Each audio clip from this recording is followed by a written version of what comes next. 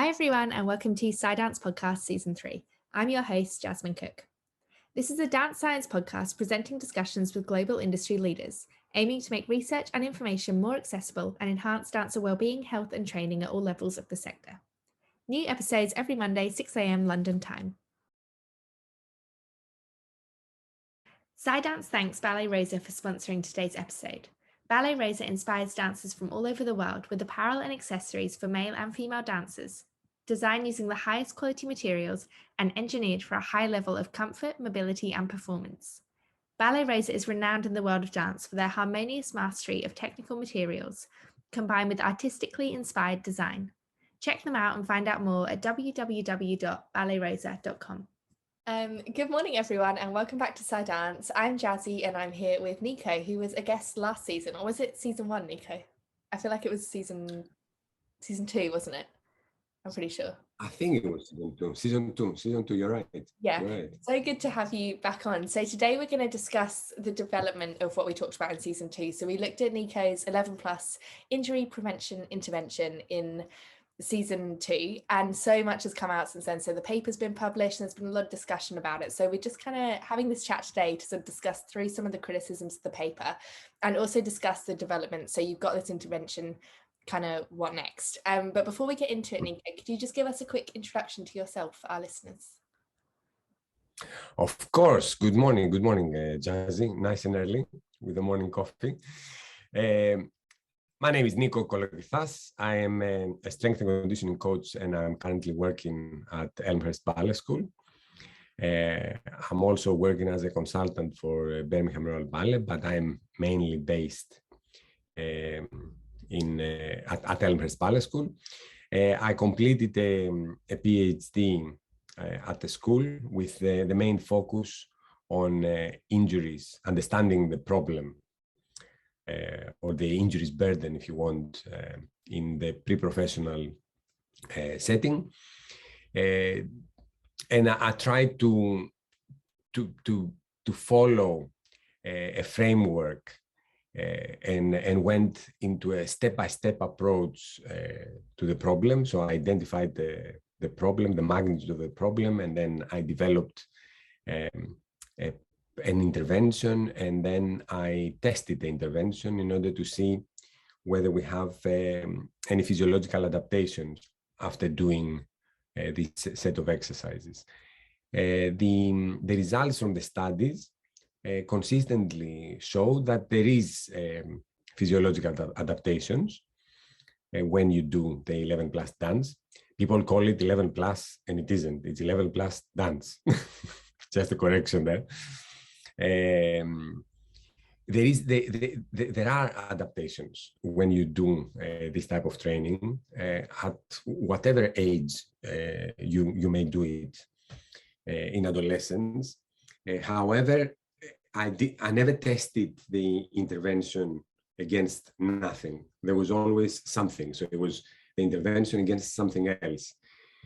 So the students were split into 2 groups, and the one group was doing what the ballet teacher thought it was appropriate before the class, and the group that was with me was doing the intervention.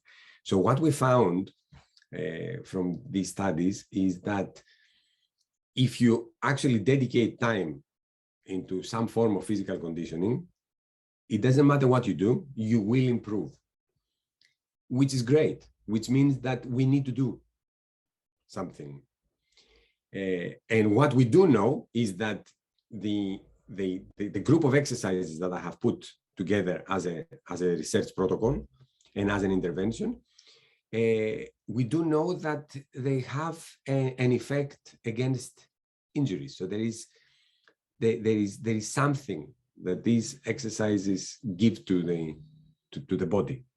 Therefore, whatever you do as a ballet teacher is okay, and then you can complement it with something that you don't do. That's the main outcome of the research. I never came into the industry thinking that I need to offer a new model and delete the previous model. It's more about the evolution of practice so that we move forward together, the tradition together with science, that, okay, we can complement what you're doing because you are not doing certain elements of, the physical preparation that science shows we need to be doing at the young age. Yeah, I think I extended a little bit the introduction. I'm sorry about this. No, not at all. That's really great for clarification. So we can get more into some of the criticisms of the publication later, which attracted quite a lot of attention. But just before we do, what are sort of the next steps that have been taken at the school since the intervention was developed? So what's been happening since? The first step that we took is that I collaborated with another 2 schools in the UK, and we tried to implement the 11+ dance for a whole academic year and collect information on injuries. This was quite a complex project, considering that this has never happened before, because we ended up having close to 300 participants, including a control group. When you put the 3 schools together. We have not analyzed the data though yet, because this was happening while I was completing the PhD, and we have the data, but we haven't analyzed. One of the practitioners changed jobs, so things have changed, and it is something that we need to look into. So we did try to do something bigger than simply me trying things out at Elmhurst. But of course, at Elmhurst, because the intervention was developed at the school, we took the exercise program and we implemented it in the program of the school. So now in the schedule, in the weekly schedule, there are slots that are specific for this. And it's quite a proud moment, when you see the schedule of the school and you see 11+ dance. And what we're doing is that for the very young ages, so the year 7s and the year 8s, and for those who don't know the UK system, that's the 12-year-olds and the 13-year-olds, we do this twice a week. We spread it in the week and we do it twice a week. From the age of 14 onwards, because they have done it already quite a few times, what we do it once a week. And then the other session, the second session that the school has dedicated to physical conditioning before the class, we are doing the dance-specific aerobic program, the DAFT. So that we try to tick a few boxes when we are thinking about the conditioning. We are trying to think of the cardiovascular system, but we're also trying to tick the box of the neuromuscular training. Anecdotally, I will say that, and I say anecdotally because I don't have the data in hand right now, I will say to you that there are fewer injuries, and you can see that from the way the class looks. There are fewer people sitting down, and when there are individuals who get injured, the recovery is faster. Of course, there is still long-term injury situations, and of course, there are still injuries happening. I never thought that this would be like I would find a solution to eliminate the problem, but what we see is that fewer in numbers and less severity. So the severity is not as bad because the recovery is a little bit faster. Now, the reasons for this. Is it just the intervention? No. There are so many factors that have to be considered for this success that if anybody thought that it was just because we implemented an intervention such as the 11+ dance, we would be naive. It isn't. There is I will start with the relationship that I have with the artistic staff. We have such a collaborative relationship, and therefore the communication channels are more open and more often, and we maybe catch things a little bit earlier. So if we see something, if I see something, or if the teacher sees something, we discuss it a lot faster now. The relationship I have with the students, having been at the school, this is my 7th season there, having been at the school for almost a whole cycle of the vocational education, the relationship I develop with the students is at a higher level.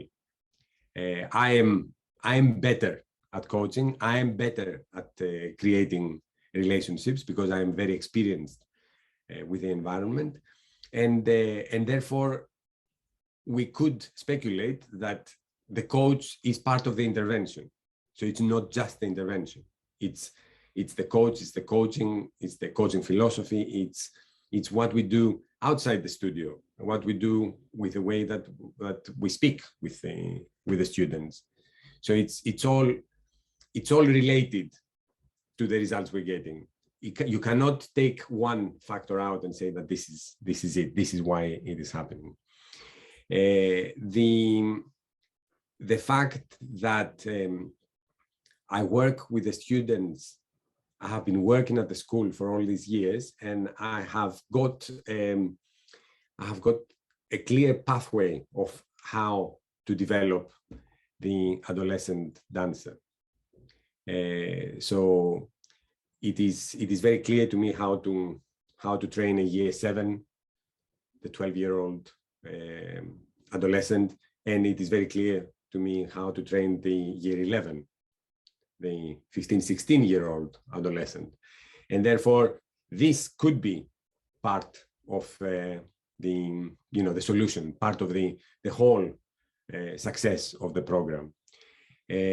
On the other hand, the 11 plus dance has been developed for you can say for 2 reasons. One reason, it opens a new chapter in injury prevention for the sector. That means that if a practitioner wants to do some studies on it, they can use the same protocol so that we can compare results. That's one thing. On the other hand, though, you could say that the 11 plus dance is a framework of thinking instead of a strict protocol, because you can take the intervention and you can base your ideas on the way that it's structured. So the exercises can change as long as you follow the same concept, because the concept has been developed based on current literature and on current evidence from sports sciences. So it's a safe way to develop something new if you follow the same framework. Therefore, what happens at the school is that because I've been using it for a long time, and because there are students there who have been there for a long time, it's not possible like to take the 2 sessions and say that I'm going to keep them interested doing the same exercises over and over again. And of course, I get bored as well doing the same things over and over again. Therefore, I develop other sessions within the 11 plus dance, keeping the framework of the intervention, but adding and taking out, swapping exercises, starting one exercise, keeping it for a bit, taking it out afterwards, doing something else. And therefore, it's not just the 11 plus dance now. So it's the whole concept of strength and conditioning at the school. So it's the impact of strength and conditioning at the school. It's not just an injury prevention intervention. Yeah, that makes sense. I think just going back to what you said right at the start, it's like definitely important, as you said, to acknowledge that it's not necessarily all proven with injuries. So it is anecdotal for the most part here, like looking at your injuries and the students who are out. But also, I think it's really important that you recognise the multifaceted approach. So you've got the coaching style and things like that, because that definitely does play a role. Could you just tell us, so when you're talking about how to use it as a framework as opposed to a protocol to keep the fun and play in it for students, what is that framework based on then? So what are the key principles that framework that you then develop the exercises against? Yes, of course. It's the concept of the 11 plus dance, and this is clearly written in the paper that is available in the Strength and Conditioning Journal now, is based on the acronym RAMP. So it's raise, activate, mobilize, potentiate. And what we mean by raise is that we want to raise the heartbeat, the blood flow, and basically wake up the body. And how do we do that in the 11 plus dance? We skip. We use the skipping rope. For instance, for the skipping, now there are days, especially with the younger groups, that they're learning how to do double dutch. So instead of doing the skipping rope, the traditional skipping rope, they are learning a new skill. And they're still raising the heartbeat and increasing the blood flow. So one day they might do that, the other day they will do skipping. Sometimes I cut the skipping, I'm still at the raise section. I cut the skipping short, and we do some running drills. So we use the skipping rope in order to teach the young students how to run. We do running drills without the skipping rope. We do some running drills using the skipping rope as an instrument to have their arms above the head. So the raise can be whichever thing you think is right for the moment. So you just need to raise the blood flow and increase the temperature and wake up the body for the activity. When we go to the, go on. If I'm being really critical, I would say, do you need to necessarily add anything that adds impact if they're already jumping a lot in class? And we know that that's been a problem in literature in the past. Is adding more impact in that stage necessarily good, or is there a better way to raise the heart rate and wake the body up that isn't necessarily adding more to their load? The other thing that came to mind is, do we need to teach 12-year-olds how to run, or is that something that comes more naturally to them? You know what? I was surprised when one of my groups asked to use the treadmill. I was surprised with the fact that they didn't know how to run, and therefore we cannot take it for granted that children know how to run. Of course, it is something that you would assume it comes naturally, but you would also be surprised that it's a skill that is not very well developed, especially when children are not into different activities and sports. So more working on their technique as opposed to. Yeah, because of the early specialization into one discipline, you see that the skill of running is not developed, and they want to run, but they don't know how to run. And even though I had observed that I have heard anecdotes from people about ballet dancers and running, I hadn't really done anything about it. I had tried some things in the past, but I think that it was the wrong time to try them. I didn't have the trust of the students at the time. Whereas now, when I'm teaching children how to run, it makes a huge difference to the skill of running, and they pick it up very quickly. So I see it as an opportunity to use these drills, one, to teach the skill of running, but also these drills are drills that can have an effect on the young body that is beyond the running, because we are talking about coordination, we're talking about movement flow, we're talking about things that you need in dance. Yeah. It's just that you're learning something different, but whether this ability, at 12, 13, 14 years old can be transferred into the studio. I mean, we can be critical, but I will also say to you, why not? I mean, you want to improve their movement vocabulary, and you want to improve their movement literacy. So why not teach them something that they don't know how to do? Yeah, no. Because there will be a choreography that they will have to run. Wouldn't it be better to know how to do it instead of assuming that they know how to do it?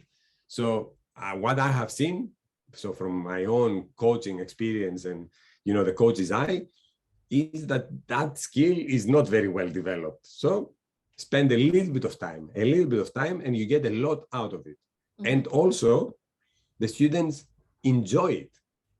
It's a fresh idea, and they enjoy it. So that's why. As far as the impact is concerned, skipping is a low intensity activity. It's not okay if somebody hurts, if somebody's shins are feeling a little bit of pain because of the load, we don't do the skipping. But for a healthy individual, skipping is, and we are only talking about 3 minutes in total. It's not as if it's, we're not doing a marathon in skipping. This light form of activity is a form of conditioning for the foot and the muscles around the ankle. And this is where we have most of the problems on the feet, the ankles, the shins. Therefore, conditioning the area of concern is something that is advisable. And to be honest, I think that it's probably one of the most valuable things I have introduced at the school. The skill of skipping is coordination, which is great to see. And when you see children who cannot skip, to me, it's sad. And when after a few months you see them doing double unders, it's exciting. So the skill is coordination, but also you're conditioning an area of concern. And I don't think that it's adding to the problem. I think it's a medicine to the problem, the same way that you're doing calf raises in order to protect the lower limb. So the calf raises is part of the solution, but the other part of the solution is this subplyometric activity, because jumping and the daily jumping that happens in a ballet class is associated with injuries, both in the pre-professionals and the professionals. Therefore, if you just do calf raises, you might not be doing enough. And I think that the skipping is adding to the solution. It's like medicine to the problem, not adding to the problem. So activate and mobilize is when we are doing exercises. Let's say we're doing side planks, we're doing glute bridges, hamstring raises. So we are activating the muscles of the trunk, the muscles of around the glutes, the muscles, the hamstrings. And we are mobilizing by doing exercises like full squats, lunges, forward lunges, reverse lunges, side lunges. So we are mobilizing joints. So that's how the framework works. And then at the end, you go to potentiate. And potentiate is the time that you're getting ready to do your activity. So in sport, it would be, let's say we're talking about basketball, which is a sport that I enjoy. It would be sprinting. You would do light sprints, getting ready to do the activity. In the 11 class dance, you're doing some jumping and landing, focusing on the technique of your takeoff and your landing. So it's not high intensity. It's not high intensity jumping. So we're trying not to add to the problem, as you said before, but we are teaching the technique of takeoff and landing. How can you land by being quiet? understand the difference between being quiet and making noise when you're landing, and be able to change if you have to. And I find this part of the 11 plus dance the part that is mostly fun, because the students become creative. And as I said to you, I can't be doing the same thing for years on without changing. So they come up with ideas on how to do the landings more exciting. So that's when I change exercises, and we do different sets of hops, different sets of jumps, working more on a single leg, sometimes stay on 2 legs, etc. But this is the potentiation. This is when you are making the engine ready to work. So looking at that as a framework, you can take it then and say, okay, I want to do a little bit of this to raise, a little bit of activation and mobilization, and a little bit of potentiation. You can spend 10 to 15 minutes. You don't need to go to 30 minutes necessarily. Because right now, for me, it never takes 30 minutes. I mean, I can prolong it, but it never takes 30 minutes because everybody knows now what they're doing. So even when I add a new exercise, everybody picks it up very quickly and off we go. So, investing 10 minutes to 15 minutes on something like this can enhance performance. So you will have some adaptations in the body, and you also tick the box for what we call injury prevention or injury mitigation of risk. Because this is another thing that has come up. When the paper came out, people said to me that you shouldn't be using the word prevention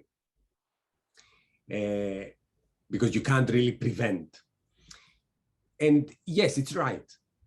If you come to me as a dancer and you say to me, I want to, I've had a few injuries and I wanna stop injuries from happening.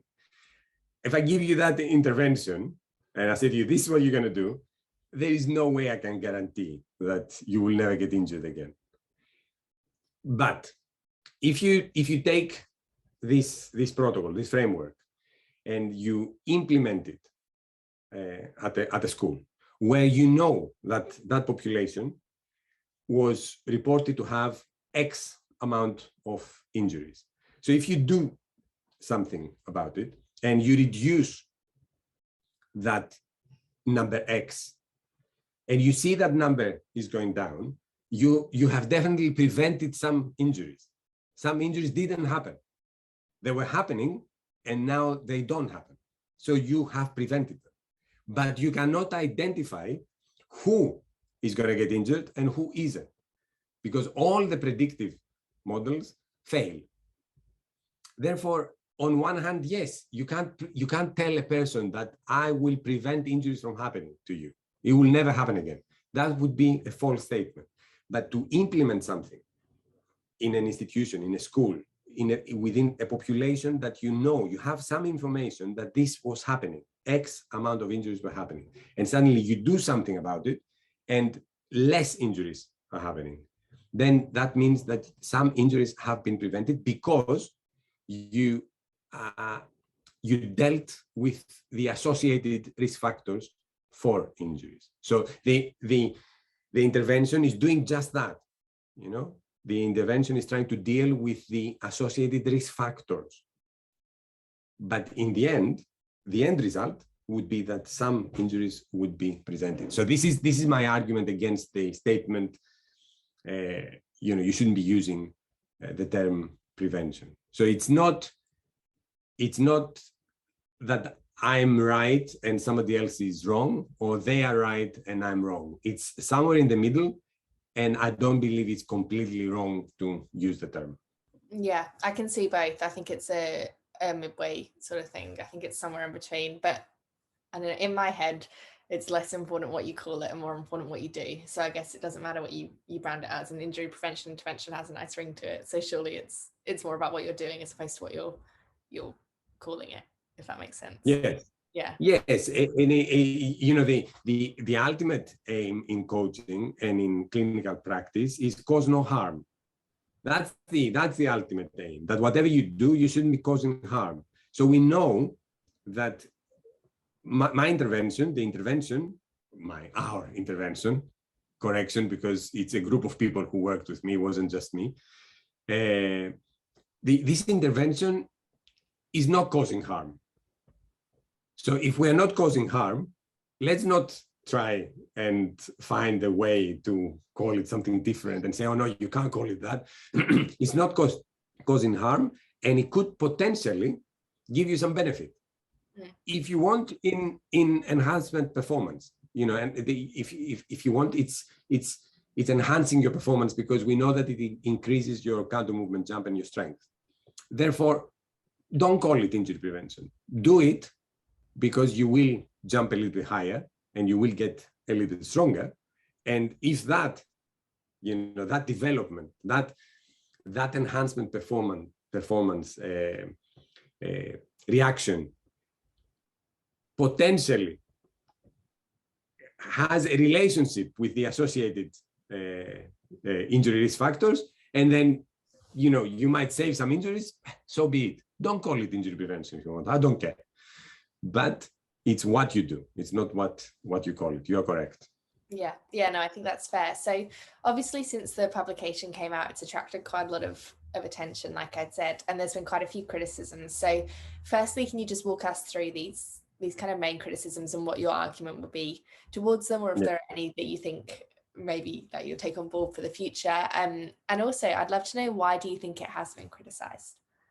Yes, it has received attention, and of course, you know, when you get attention, it's not everybody who is gonna be talking to you or about what you do that will support what you're doing. Some people will be critical. So yes, there are people who say that if you change the biomechanics of the movement, you're not really solving the problem. So if you think that by changing the biomechanics, you will solve the problem of injuries, because injuries are not just related to biomechanics, and that is true. That is true. You might have flawless movement and still get injured. Okay, correct. However, what I said at the beginning is something that I stand by. Yes, okay. If we just change the biomechanics of the movement, we shouldn't really be assuming that we have solved the problem of the injury burden. But then again, what does that mean? Does this mean that we shouldn't bother? Does this mean that we shouldn't do anything about the biomechanics? And does this mean that we should allow a movement to be however movement wants to be? And this means that we don't. This means if we see something that we could make it more efficient, we shouldn't work towards it. So for that, I think the 11+ stance can be beneficial. So you can take it as a practitioner and you can work on movement efficiency. So let's call it movement efficiency. So let's say that correcting biomechanics, we are creating better movement efficiency. And some people will say that, yes, but that doesn't mean that you're gonna save them from getting injured. Okay, there is some evidence that shows this, that the biomechanics, let's say knee valgus, is not associated with ACL injuries. I can accept that as well. But I'm not claiming that this intervention is solving the problem. One, I'm saying that it's something that practitioners can use it to complement their practice. And two, as I said at the beginning, the fact that it is successful at the school is the intervention is part of the success. I'm not saying it's the success, because the interpersonal relationships, the relationships that I have with staff and students, and on top of that, the coach as the intervention is part of the solution. So the intervention is, if you want, part of the means to solve a problem. It's not the solution. Because somebody else might take the same exercises and might not have the same coaching philosophy, and you might not get any results. Therefore, on one hand, the intervention as an intervention, as a publication, has had some critical or some criticism, has accepted some criticism, and people have said to me, no, you're wrong, this is not true. But on the other hand, the answer is that yes, but okay, if we change the biomechanics of the movement, we might not be really solving the problem. There are other things that need to happen. I'm saying that as a coach, I'm doing so many other things on top of the intervention that I think that they contribute to the solution.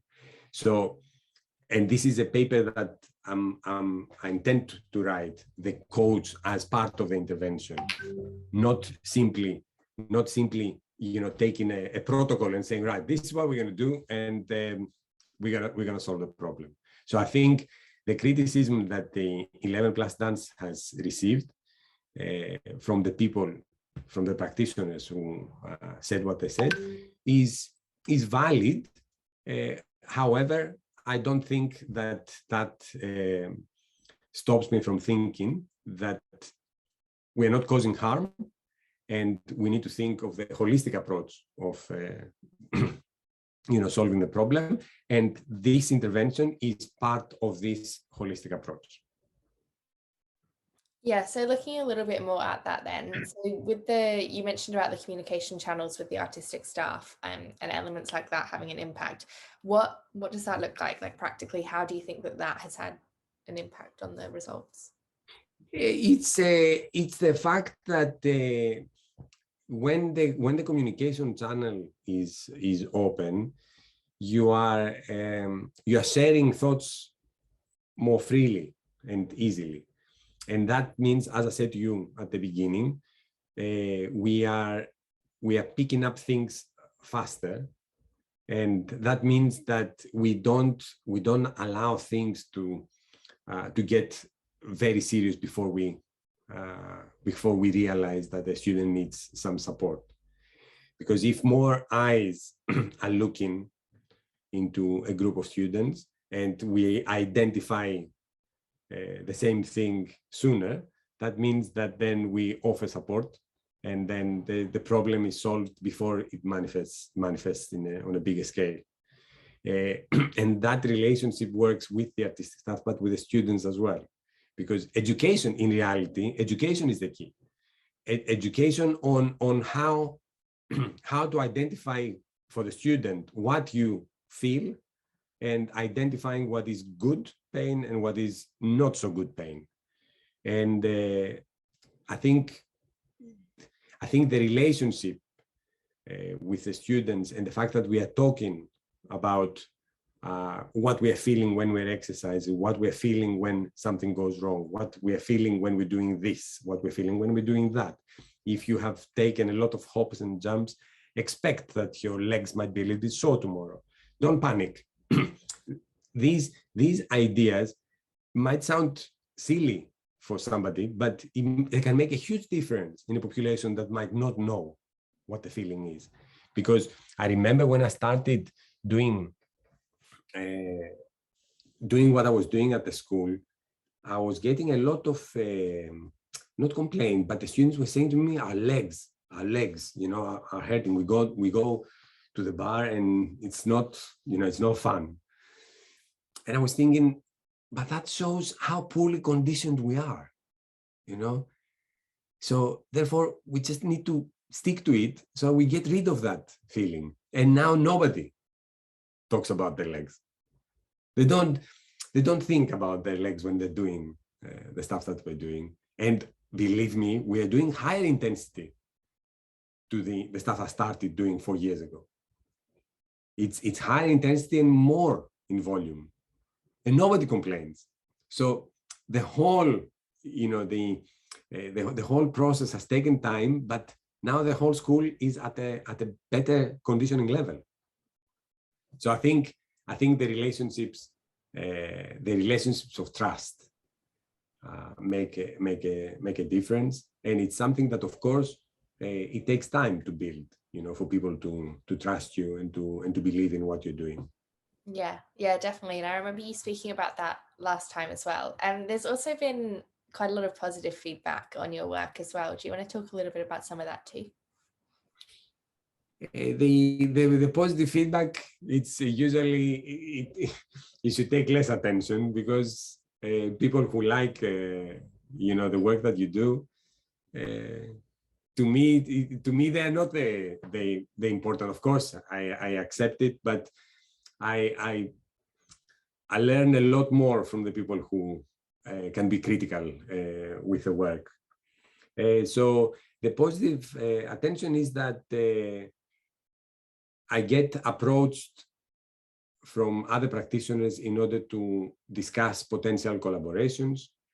I get offers to talk to different schools in order to explain the process of what we have done at the school. So it's a pat on the back, but it's also it's also a sign that there is a trend towards something that is different. So there seems to be change is happening. It's not about talking about change now. Change is happening. When I started the PhD in 2015, there were some people like me working in the industry. Now there are a lot more people. That's not my work. It's the fact that the industry is changing, and it's the work that has been done for the past 25 years when they started working, 25, 30 years, when they started working in the industry, when science entered the sector. I think we are at a point where there is more acceptance. People are more receptive to the fact that science can guide instead of simply change, and destroy tradition, because that's not the aim. The aim is to guide tradition and to help, Yeah, for sure. So the only other thing I guess really to discuss is, in the future, what are you looking at doing to develop this more? So I guess what you've done already is opened up more studies and more potential opportunities for the future, because ultimately it has showed some difference in training. So what do you hope to achieve next? I think the next stage is to publish the all the work that we have done. There is one more study. Well, there are 2 studies coming out from the PhD, and they will be published at the Journal of Dutch Medicine and Science. They have been accepted, and they will come out towards June, July. There is one more study, the main trial, that is going to come out. There is another trial that we did in Canada with Karen that is under review, and hopefully it's going to get accepted. We looked into the biomechanics and the 11+ dance in recreational dances. She's done an episode on that. So in season 2, series 3, I'm not sure, she's done an episode on that as well. So Karen Suds, if people want to find it and listen to her developments in her dance school of it. Yes. I mean, Karen was an amazing student to work with, because she took on the challenge to do a controlled trial, and she was in Canada. I was in the UK, and she worked really hard to do this project, and she also managed to write up the dissertation as a paper. It's been through the first part of the review. We have responded to the reviewers, and we will be waiting for the result of this now, whether we get accepted or not. So I'm very proud of what Karen has achieved, and she should be very proud. And it's a nice study. What are the plans? I'm doing a couple of studies at the school longitudinally.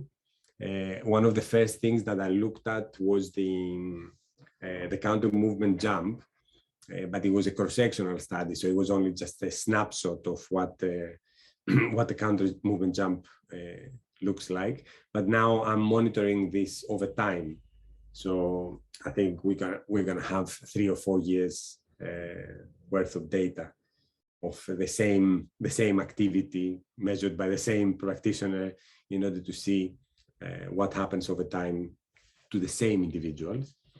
I'm also looking into muscle and tendon stiffness. It's something that I started back in 2017, but I didn't include this in the PhD. But that's another thing that I'm looking over time in order to see whether growth and maturation plays a part into muscle and tendon stiffness and the counter movement jump. We are planning a small study in numbers of participants, but quite big study in the potential results, where we're gonna compare 2 different interventions on landing mechanics, landing patterns. I'm not gonna say any more details on this yet, because we are we are at the stage of getting the ethics approval. So I don't want to say that this is going to happen and then we don't pass the ethics, which I don't think that's going to happen, and then the study doesn't happen. So that's another study that I will be doing with Johanna Osmala from Finnish National Ballet. What else?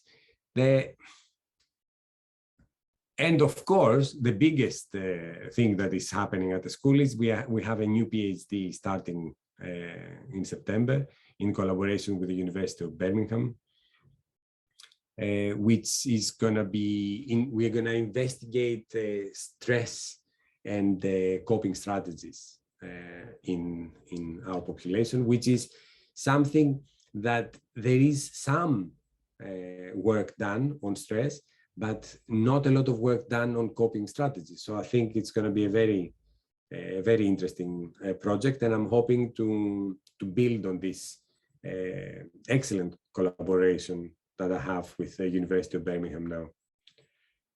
So quite a few things happening. I'm hoping for more research. If this is one of the main outcomes of the future, I'm hoping for more research, and I'm working hard on actually doing more research at the school.